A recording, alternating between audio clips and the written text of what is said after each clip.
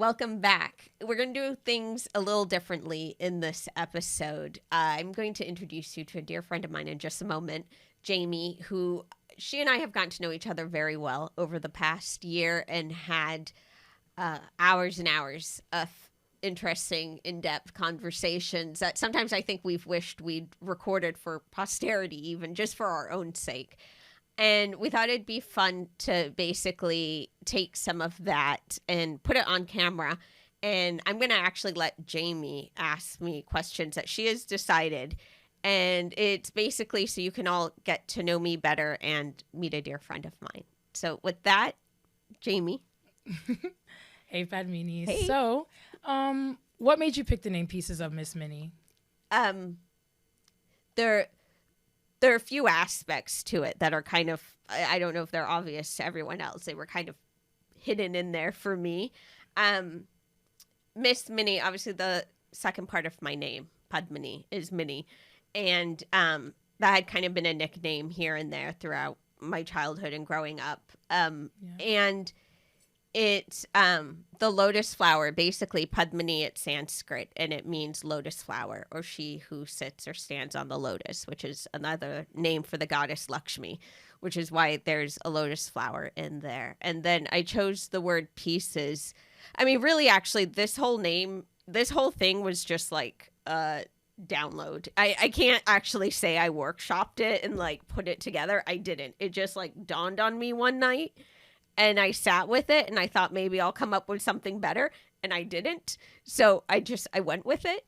But pieces, basically, when I share, when I say I'm sharing the lessons of my life, one memory at a time, those are the pieces. Is that like those memories are the pieces. Sometimes, it's memories with somebody, it's memories with something. But those are the pieces that basically make up our lives in totality. That's why I asked, because I think it's a really good name, and I thought that the viewers should hear more about what went into that. So then I want to know, you started off with, Instagram Reels and TikTok. What made you choose to focus your content on YouTube more? That I think was actually just I think it was a natural evolution. I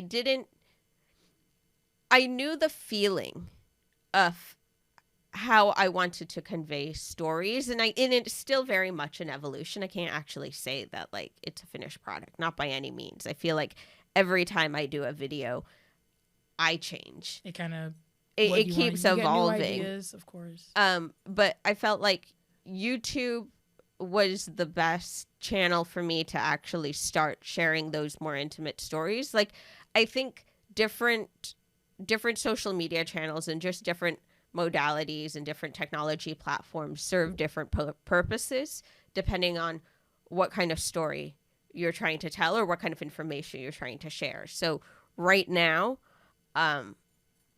YouTube has been, the most comfortable for me, but like I'm letting it evolve.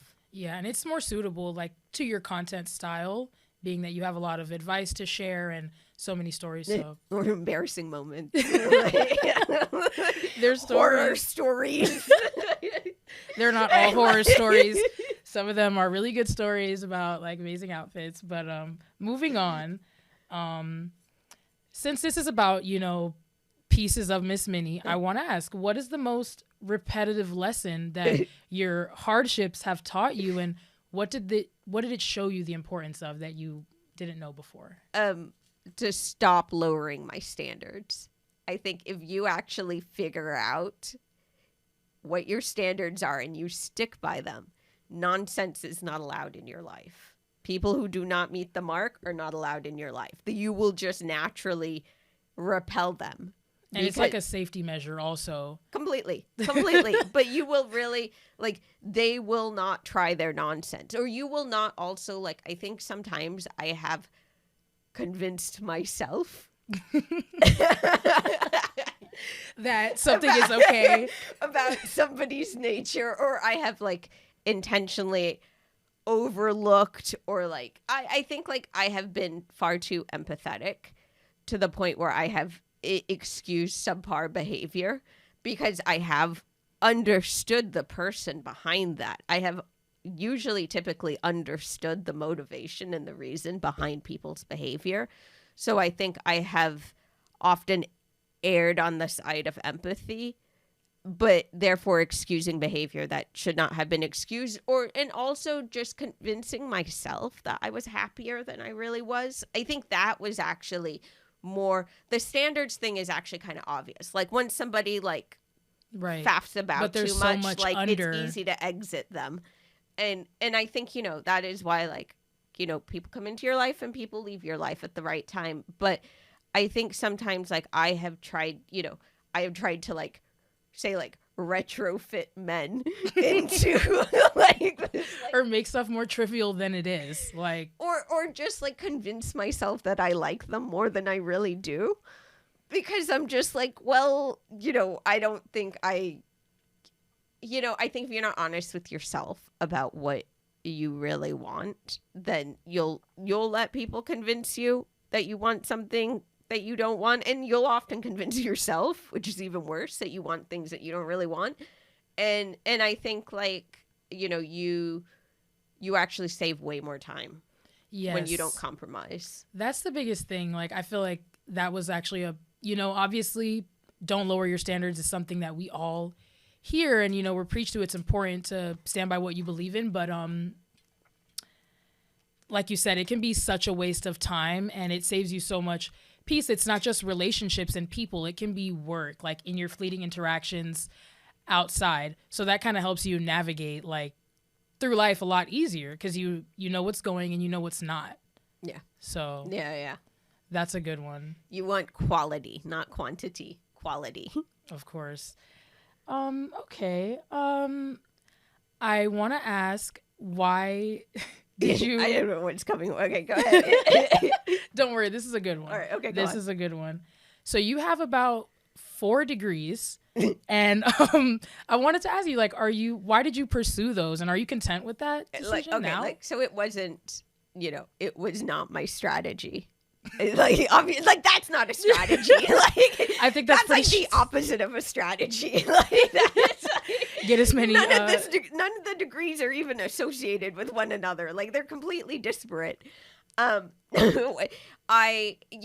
come from an academic family, and you know, and being kind of like in that pseudo Indian American diaspora, and even, you know, British Indian diaspora, like that, you know. I think you just kind of, you know, felt the pressure to perform, and you wanted to. It wasn't even the pressure. It was actually like the interest. Like I was genuinely like, some of those degrees were harder than others, but like everything, like, no, because like I have 4 degrees and I'm still not a doctor. Like, as my father reminds me, like, you know, okay, but you didn't go to become a doctor. You got your degrees. No, but like, I don't even have a PhD. Like, it's like nobody's calling me doctor after 4 degrees. Like, which, you know, it's fine. They're still proud of me. But like, I understand. I am the only one who is not a doctor in my family, and like, he has pointed that out. That, like, you know, that's why I could have by this time. But no, they were all like. So I did my undergrad at Boston University in public relations, and, you know, I was like trying to do the business school, and then like I just did not have that kind of focus in my like teens and early 20s. But luckily BU had like the #1 communication school in the country. And they were like, look across the street at the comm building. They were like, you should go there. This is where you need to be. Let me redirect you. And I did. And so I did public relations. Okay. And but I was really interested in international relations as well, because that's always been a big interest of mine. My second degree is actually in fashion design. So I've always loved style. Even as like a toddler, I was always into clothes. I was like always like, there was a show in London called Top of the Pops, and it was like before, this is like pre-MTV, and it was a show on Friday night where it's like all the biggest like musical acts in the UK and America and Europe, wherever, like they would come on. It was like, and then it was like a countdown show as well, and they would have live performances, and I used to like change my clothes to watch this show. And my dad says I had this thing, he called it like my rah-rah skirt, and it was like this big kind of like cheerleader tutu thing, and I had to like wear this skirt to like every time watch to watch the show. because I had to like dance. So, and like my whole, like my father's side of the family is like all, you know, I have 5 aunts and they were like all into fashion. So, you know, I gravitated towards it naturally. But, you know, all the women on that side of the family. That is a huge piece of Miss Minnie. Yeah. Fashion. Like, yes. And so that, my third degree is in industrial and organizational psychology. I was actually in a PhD to get that degree. I didn't realize like a PhD is basically 5 years of statistics. I didn't catch that memo. You were kind of just doing what you wanted. You're like, and I was just like, I had just come out of fashion school, and I had my ass handed to me in that degree. And so, you know, with the encouragement of the professors, once again, they were like, how about you finish up with the master's and skip the PhD? And I was like, thank God. I was like, that sounds like a great idea. So I did the master's. And, but yeah, I did not have another 3 degrees of like statistics. I don't like research. Like, I like research if it's about like history or like ancient civilizations or like cats or astrology, but like I don't like research on I don't research. No, like I'm not a researcher, like not like that. Okay. And then my fourth is I did an executive MBA at INSEAD while I was living in Asia for that near decade, and that was actually a great degree because it actually really like tied it together for me. And I had already been working for some time, but not that long really, and it really just sort of like connected all those dots that it was like I realized there were like 2 surprises. Like, A, you don't know what you don't know. So then there was like an enormous amount of information that sort of flooded in. And it was like, I did realize I did know more than I thought I did as well. It really helped like bring everything together. Because it was like, I could always see organizations in 3D. Like I could always kind of like predict, like that's why I ended up in strategy, because I was like good at basically like game playing different scenarios out and like puzzle seeing pieces. Yeah, and like seeing the roadblocks in advance and knowing like how interconnected everything was. So it was like that gave me, you know, like I didn't have a strong finance background, I didn't have a strong accounting background, not that like anyone should hire me to do any of those things now, but it was like you know, it filled in a lot of the holes that I had.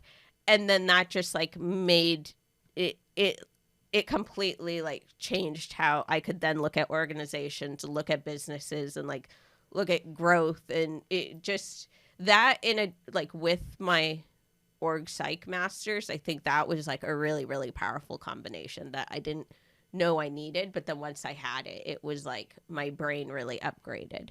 And don't you see how they kind of like all relate to what you're doing now, you know, content creation, sharing your stories? They maybe not, they weren't all related to each other, but they came in handy later down the road. Okay, so like now it looks like a strategy. Now like in you were retrospect. planning. Like, you've always had a now plan. it's a strategy. It really is. Yes. I am secretly a mastermind.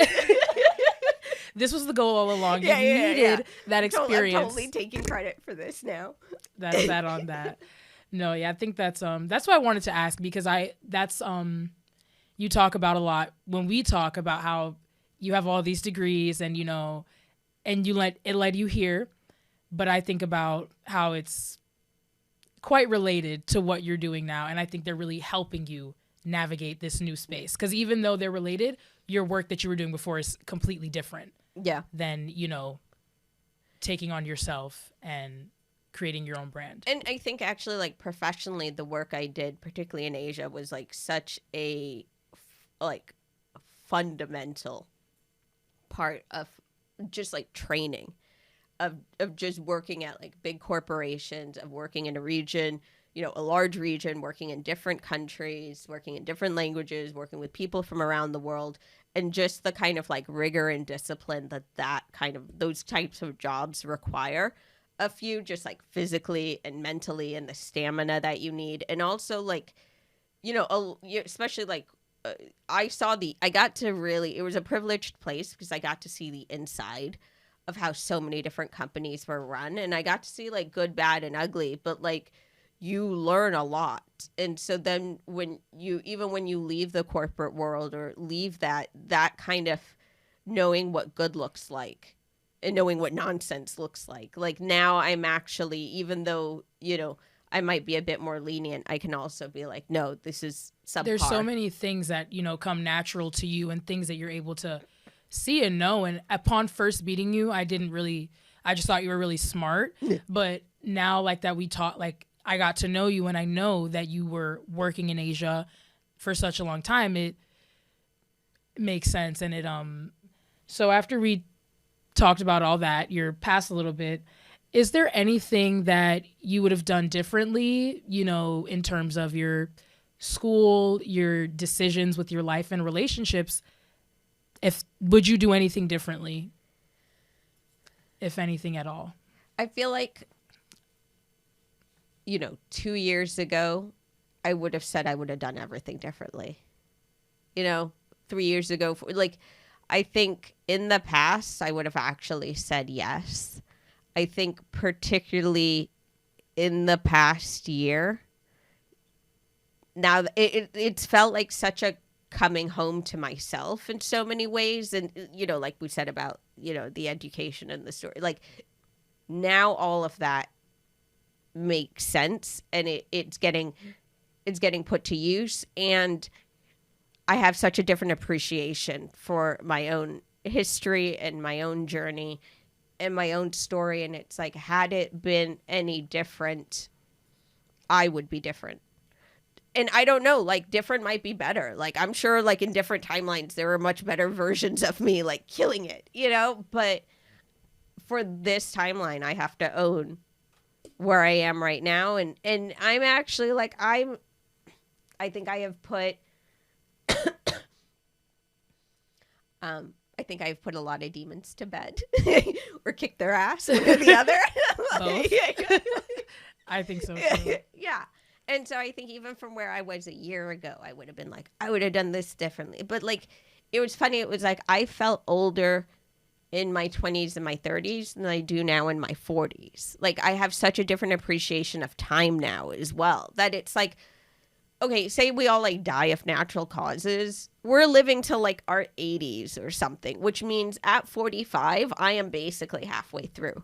That is like, you can change your life drastically in 6 months to a year to 2 years. It's like you make, a really dear friend of mine while I was on a plant medicine journey and really, really in like the throes of my own personal living hell.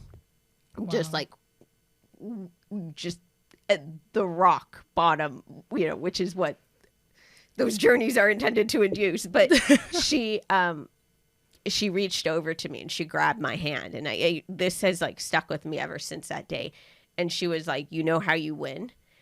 And she was like, you make one good decision after another good decision after another good decision, and you stack them. And that's how you win. And that was, that was about 2 years ago. Yeah. Wow. Almost just a little over 2 years ago.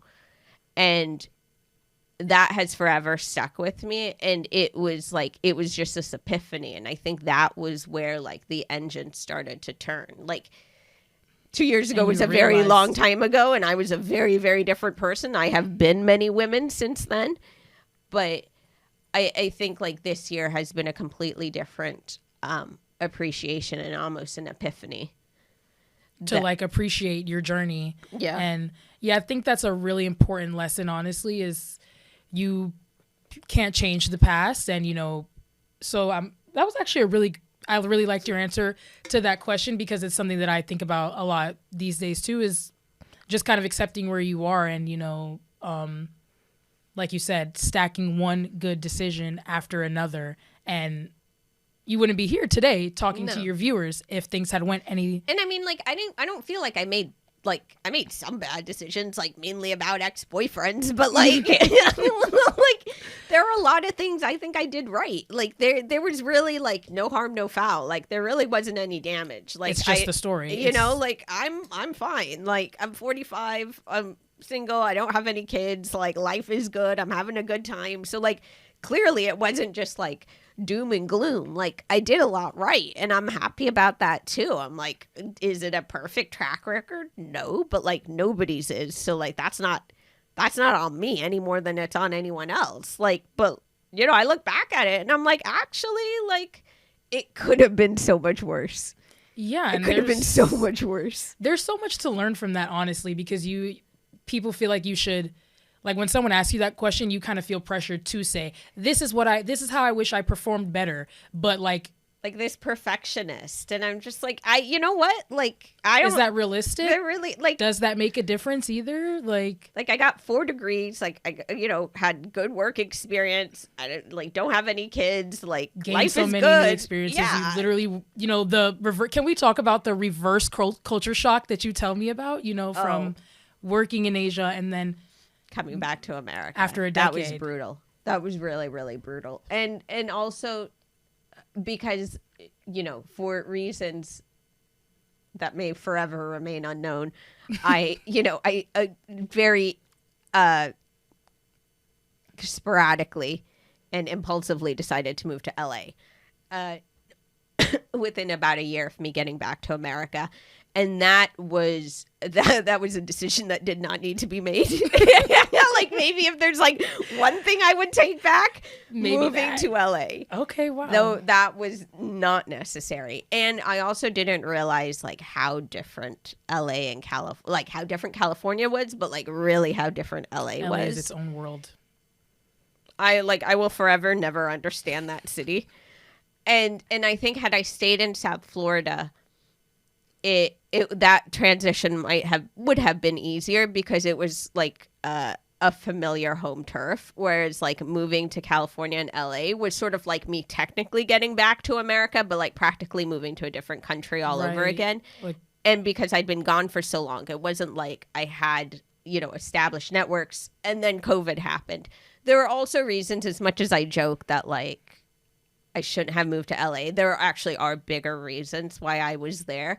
A number of bigger reasons, which we don't have to talk about. But like, so even though I joke about it and say that's the one decision I would make differently, like, yeah, at like a surface level, but like at a much deeper spiritual level, there were so many lessons there that made me who I am now, that it's like, had LA not happened, I think I would be a much more insipid version of the person I am now. So it's like, even for those toughest lessons, I'm grateful because like I leveled up so dramatically. Yeah. That like I don't want to do it again. Because we honestly met right around when you were coming back from LA and you were already, you know, coming back, but you have like, I visibly see you learn from your lessons and get stronger and move smarter. Like the more you just like revisit the topic. So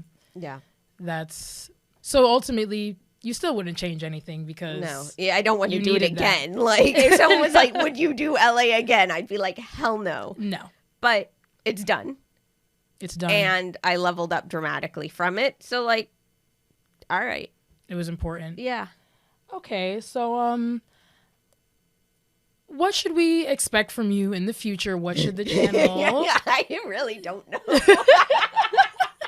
I mean, that was... I know. People are like, she has a strategy. She must have a strategy. You know, here's what I will say. And I genuinely mean that, just because doing this has also, you know, when I started doing it, I was so worried about what other people would think. Which obviously, like, is its own element and is true and whatever. And I'm sure, like, plenty of stuff has been said, never to my face, but, like, you know. But it's then I would have to cause an ego death.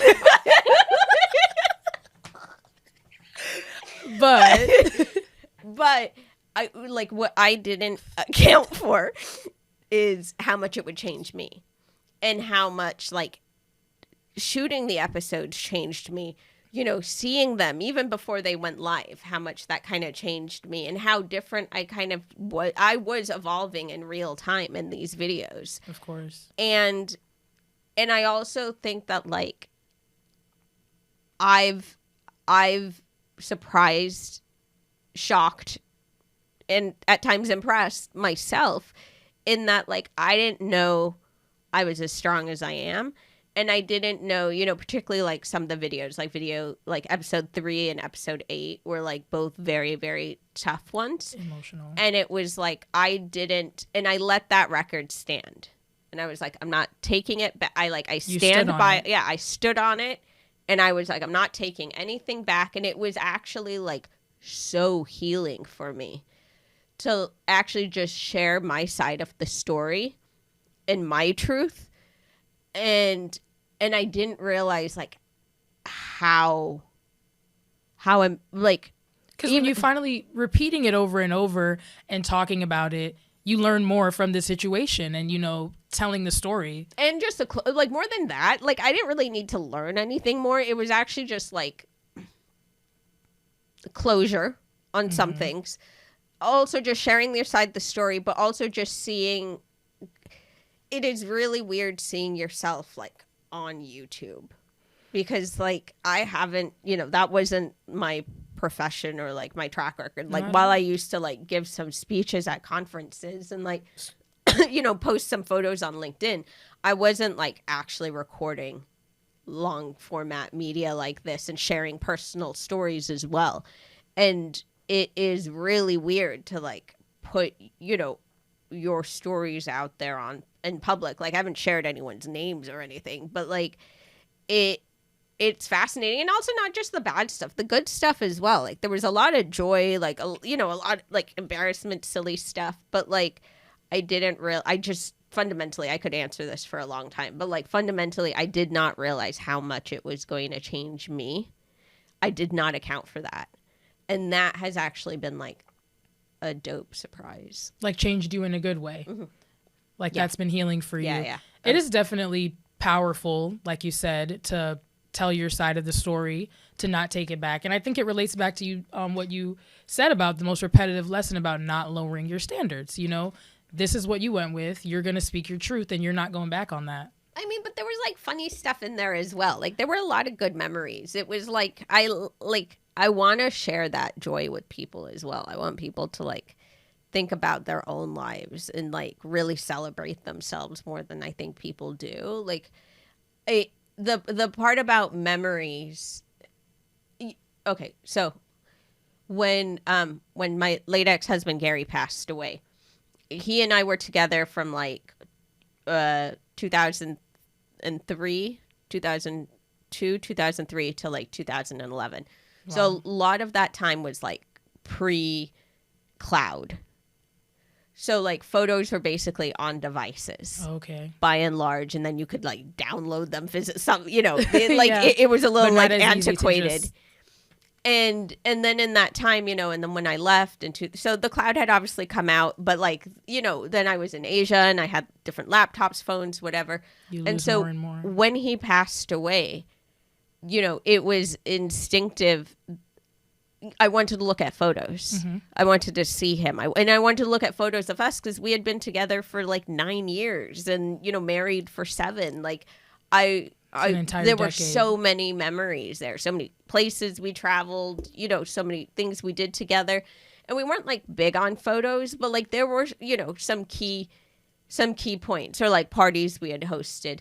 And I couldn't find any anywhere. Like I'm sure if, I dig some up somewhere, but like by and large, like I only really had like 4 or 5 photos of him. And that was crazy to me that like someone could live like such a long life. And he also, he had he was Guyanese Indian. Like he had, he had his own fascinating story and journey. And it was like, and there was so much that we shared and there was so much, I was in such deep mourning. And then it was like, not only can somebody like physically cease to exist, but it's like even the memory of them, if to a certain extent it's not documented, the memory of somebody, it's only held in here.